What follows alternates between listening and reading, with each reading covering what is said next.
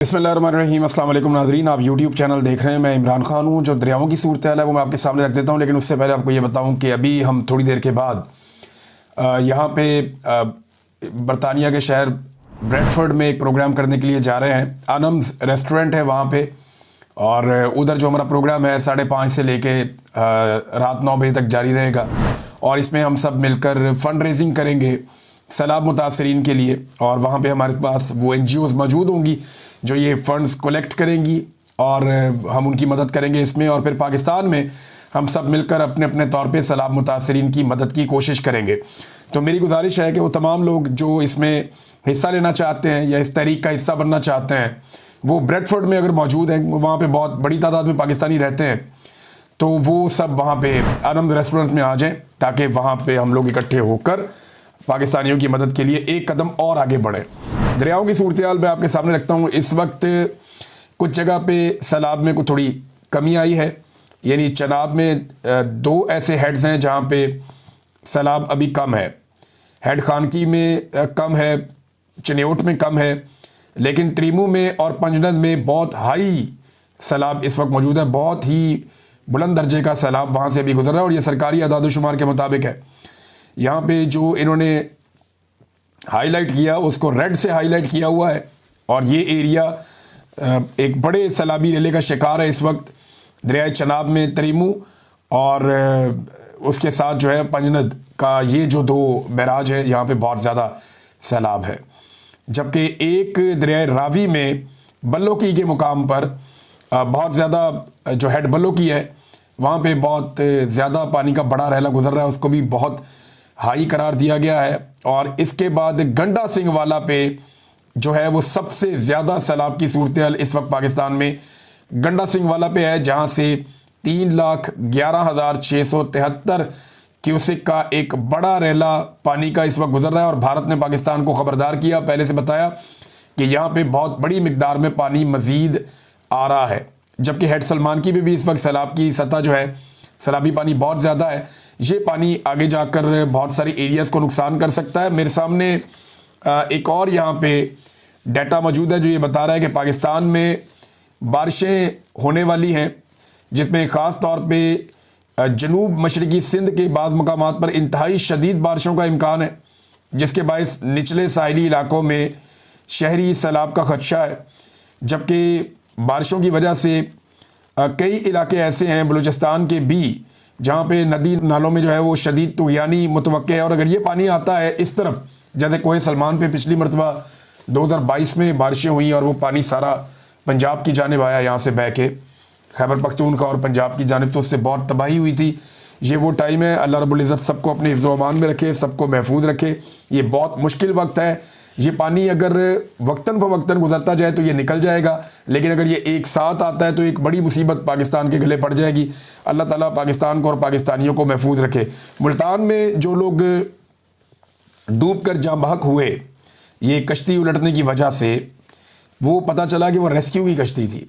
पहले मुझे ऐसा लगा कि शायद रेस्क्यू वाले तो ज़्यादा हिफाजत के साथ लेकर जाते हैं, लेकिन वहाँ रेस्क्यू से ये गलती हुई। उन्होंने जो लोग 4 बच्चे और एक खातून जो कश्ती में मौजूद थी, जो जाँ बहक हो गए, उन्होंने लाइफ जैकेट्स नहीं पहनी हुई थी। सामान की कमी है, लेकिन कश्तियाँ कम हैं, सामान कम है। अब रेस्क्यू वाले जो है वो लोगों को जब निकालना होता है तो ज़्यादा लोग भी बैठ जाते हैं बाज़ औक़ात कश्ती में। लोग निकलना चाहते हैं, जाना चाहते हैं, और ये रिस्क ले लेते हैं। रेस्क्यू के अमल में जो सबसे इम्पॉर्टेंट और मेन चीज़ होती है वो ये होती है कि आपने रिस्क बिल्कुल नहीं लेना। अपनी जान का रिस्क तो वो लेते हैं, लेकिन उसमें भी वो बड़ी एहतियात करते हैं, हर वक्त एहतियात करते हैं। लेकिन यहाँ इतने सारे लोगों को कश्ती में बिठा कर रेस्क्यू वालों को ही एक हादसा हो जाए, ये बहुत अफसोसनाक है। 1122 के पास ज़िला भर में बच्चों की सिर्फ 24 लाइफ जैकेट्स हैं। ये बहुत छोटे बच्चों की, छोटे साइज़ की होती है। अगर आप बड़े आदमी की जैकेट छोटे बच्चे को पहनाएं तो वो बीच में से निकल जाता है। तो छोटे बच्चों की सिर्फ 24 जैकेट्स हैं, जो बहुत कम है। मेरे ख्याल में सैकड़ों की तादाद में होनी चाहिए, क्योंकि बच्चों को भी एवैक्यूएट करना होता है। नादरीन, जो ये पंजनद पे पानी का एक 6 लाख क्यूसिक के आसपास का जो एक रेला है, इसमें इजाफा हो रहा है लगातार, और मुल्तान से रहीम यार खान तक के जो तमाम इलाके हैं वो इसकी वजह से अब ख़तरे में है। तो मैंने जैसे पहले भी कहा, अल्लाह ताला से दुआ है कि अल्लाह ताला सबको महफूज रखे। जो डीसी साहब हैं जिनकी कल मैं बात कर रहा था पिछले वीलॉग में, वो उन्होंने अपनी उंगलियां दिखाई हैं कि उनकी उंगली पे चोट लगी हुई और एक उंगली में कांटा लगा हुआ है। अल्लाह ताला उन्हें सेहत अता फरमाए।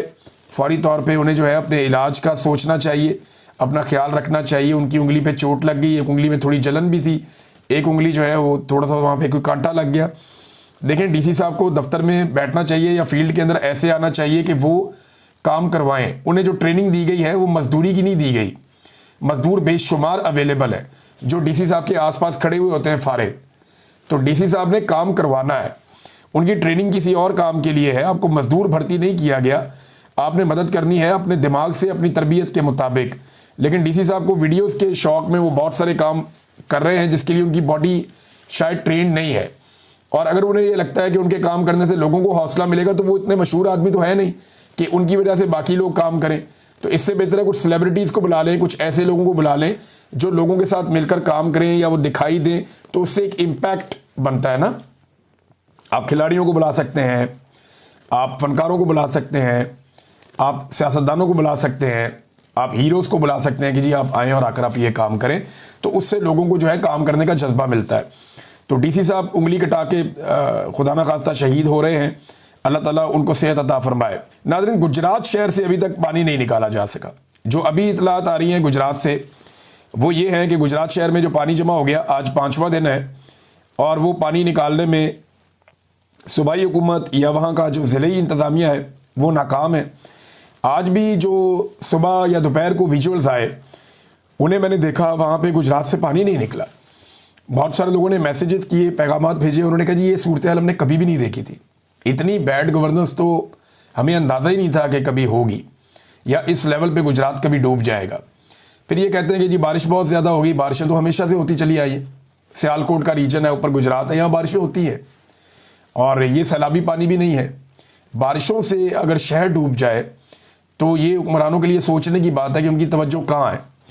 और तवज्जो तो उनकी किसी और तरफ है। देखिए, चीनी माफिया दोबारा से दिहाड़ी लगाने जा रहा है। मोहम्मद जुबैर साहब ने भी इसका तस्करा किया कि इससे पहले आपको पता है ना, चीनी 200 रुपये किलो से ऊपर चली गई थी। जब ये 200 रुपये किलो से ऊपर गई थी तो बड़ा रोला पड़ गया था पाकिस्तान में। पहले खामोशी से बेचते रहे। जब सोशल मीडिया ने शोर मचाया, क्योंकि मीडिया तो इस पर बात ही नहीं करता, जब सोशल मीडिया ने इसके ऊपर शोर मचाया तो फिर हुकूमत ने उसके ऊपर थोड़ा कंट्रोल किया और वापस कीमतों को नॉर्मल पे लाने की कोशिश की। अब नॉर्मल भी जो है वो 150 से ऊपर ही है, यानी नॉर्मल भी जो होती है वो 250 के आसपास होती है। अब ये इसके अंदर जो एक रिपोर्ट आई थी, वो रिपोर्ट ये बता रही थी कि इन कीमतों को बढ़ाने से जो चीनी का माफिया है उन्होंने खामोशी से 300 अरब कमाया था। ये वही माफिया जिन्होंने चीनी एक्सपोर्ट करके भी पैसा कमाया, इंपोर्ट करके भी पैसा कमाया, चीनी को स्टोर करके भी पैसा कमाया, और ये खामोशी के साथ 200 रुपये वाला चूना कौम को लगा दिया। अब एक दफ़ा फिर माफिया बड़े आराम से खामोशी के साथ चीनी को फिर 200 रुपये तक पहुंचा रहा है। हुकूमत अभी चुप है। हम पहले से खबरदार कर रहे हैं, गुज़िश्ता चंद दिनों से चीनी की कीमत फिर से ऊपर जा रही है आहिस्ता आहिस्ता। जैसे ही इन्हें पता चला कि गन्ने की फसल तबाह हुई है, इन्होंने चीनी की कीमत बढ़ाना शुरू कर दी है।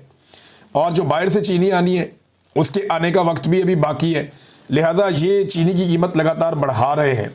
और पाकिस्तानियों के साथ ये हुआ जब से इमरान खान साहब की हुकूमत गिरी है, उस दिन से लेकर अब तक। क्योंकि देखें, सब लोग ये दावा करते हैं कि मईशत में इन्होंने कमाल कर दिया, मईशत में ये कर दिया, मईशत में वो कर दिया। तो एक सादा फिगर मैं आपको देता हूँ और ये साइंटिफिक फिगर है, ये आपको बड़े आराम से बता देगा कि पाकिस्तानियों के साथ हुआ क्या है। जब से इमरान खान साहब की हुकूमत गिरी है उस वक्त से लेकर अब तक, आज के दिन तक, हर पाकिस्तानी की जो कुव्वत खरीद है, चीज़ें खरीदने की जो कुव्वत है, वो 58% कम हो गई है। यानी 5000 के अंदर पहले जो चीज़ें आप खरीदते थे वो अब आपको उससे महंगी खरीदनी पड़ती हैं। या आप ये कह लें, जो चीज़ें पहले आप 2800 रुपये में ले आते थे अपने घर में, वो चीज़ें अब आप अपने घर लेकर आते हैं तो आपको 5000 रुपये का नोट देना पड़ता है। इतना फ़र्क हो गया। तो कुव्वत खरीद पाकिस्तानियों की कम हो गई, वैल्यू कम हो गई, चीज़ें महंगी हो गई। और इसमें कौन सा कोई रॉकेट साइंस है? देखिए, ख्वाजा आसिफ साहब क्या कह रहे हैं, ज़रा आप ये देखें ना। ख्वाजा आसिफ साहब दिन रात तारीफ़ करते हैं उस हाइब्रिड सिस्टम की जिससे पाकिस्तानी उकता गए हैं कि जनाब ये कौन सा सिस्टम है। ये देखें ना, ख्वाजा साहब कहते हैं कि जिस निज़ाम को मैं हाइब्रिड निज़ाम कहता हूँ, इस निज़ाम ने कमाल कर दिया है। शहबाज शरीफ और फील्ड मार्शल की क़यादत में हमने कई संगे मील अबूर किए हैं। हमने मईशत के नुक्ता नज़र से कई नामुमकिन चीज़ें करके दिखाई हैं। फ़ौज सरहदों की हिफाजत के साथ साथ बाकी मुल्क की भी आबियारी कर रही है। और हमें माशी बहरान से बाहर निकाल कर ले आई है। अच्छा, ये ख्वाजा आसिफ साहब ने क्यों कहा, इस पर गौर करें। क्या पाकिस्तान में कोई एक चीज़ सस्ती हुई? नहीं हुई। क्या पाकिस्तान के अंदर मईशत बेहतर हुई? नहीं हुई। कोई आदादोशुमार में ये मानने को तैयार नहीं है। क्या पाकिस्तान में माफिया ने 2 नंबरी करना बंद कर दी? आटे के ऊपर जो किया अभी इस हुकूमत ने, जिस तरह आटा महंगा होता चला जा रहा है लगातार, और आने वाले दिनों में मजीद महंगा होगा। गंदम का एक बहरान पाकिस्तान में इन्होंने खड़ा कर दिया अपनी बैड गवर्नेंस से। इन सारी चीज़ों को अगर आप इकट्ठा करके देखें तो कौन सी कामयाबी है? कोई भी नहीं। क्या पाकिस्तान में बाहर से कोई सरमायाकारी आ रही है? नहीं आ रही। यानी टोटल जो सरमायाकारी पाकिस्तानियों को गिना दी गई थी वो 100 अरब डॉलर से ज़्यादा की गिनवाई गई थी, और अभी तक पाकिस्तान में जो सरमायाकारी आई है वो 1 अरब डॉलर भी नहीं है। यानी आप अंदाज़ा करें कि जितनी इन्होंने गिनवाई उसका 1% भी पाकिस्तान में नहीं ला पाए। ज़ीरो सरमायाकारी है। पाकिस्तानी पाकिस्तान छोड़ छोड़ के बाहर जा रहे हैं। माशी कामयाबी कौन सी है? SIFC के बारे में कहा गया कि बड़ी कामयाबियां होंगी। कौन सी कामयाबी है? कोई कामयाबी नहीं है। आपकी एक्सपोर्ट्स जो है वो मुतासिर हो गई। कोई कामयाबी नहीं है। आपकी जो कॉस्ट ऑफ प्रोडक्शन है पाकिस्तान में बढ़ गई है। कोई कामयाबी नहीं है। तो जब आप कामयाब नहीं हो रहे तो ख्वाजा आसिफ साहब कामयाब किस बात को कह रहे हैं? वो झूठ नहीं बोल रहे। देखिए, मैं आपको बताता हूं। अगर फौज या मिलिट्री एस्टेब्लिशमेंट ये अगर पूरी तरह से साथ ना देती इस हुकूमत का, तो ये हुकूमत अवाम पर कभी इतना बोझ ना डाल सकती। इन्होंने ये जो कहा ना कि हम डिफॉल्ट से बच गए, तो उससे बचने के लिए इन्होंने सारा का सारा बोझ आम आदमी पे शिफ्ट कर दिया। पेट्रोल 150 से उठा के 250 पे पहुंचा दिया। आटा महंगा, घी महंगा, दालें महंगी, चावल महंगे। तमाम सब्सिडीज और सहूलियात जो पाकिस्तानियों को दी जाती थी उनमें से मैक्सिमम या लगभग सारी इन्होंने ख़त्म कर दी। बिजली इन्होंने महंगी कर दी, गैस इन्होंने महंगी कर दी, टैक्सेस इन्होंने बढ़ा दिए। आप मोटरवे पे गाड़ी लेकर जाए आपको ज़्यादा टैक्स देना पड़ता है, डबल। हर चीज़ के अंदर इन्होंने अवाम को नचोड़ना शुरू कर दिया। ये कभी ये कर नहीं सकते थे मिलिट्री एस्टेब्लिशमेंट की मदद के बगैर। देखे ना, अगर ये खुद से करते अवाम निकल के अवाम इनको जूते मारती। अवाम कहती भी तुम कहाँ से आ गए हो। एक तो मिलिट्री एस्टेब्लिशमेंट ने इनको हुकूमत बनाकर दी जो गलत बनाकर दी। उसके बाद मिलिट्री एस्टेब्लिशमेंट ने इनको फ्री हैंड दिया कि तुम जो भी फैसले करोगे हम तुम्हारी हुकूमत को गिरने नहीं देंगे, अवाम को एहतजाज करने नहीं देंगे। दबाव डालो जितना डालना है अवाम के ऊपर। इस बात की फिक्र मत करो कि लोग तुम्हें बुरा कहेंगे या लोग तुम्हें वोट नहीं डालेंगे। तुम्हें इक्तदार के लिए वोट की ज़रूरत नहीं है। ये गारंटी मिलिट्री एस्टेब्लिशमेंट ने दी। उसके बाद इन्होंने अवाम का खून नचोड़ के अपनी मईशत को ठीक कर लिया।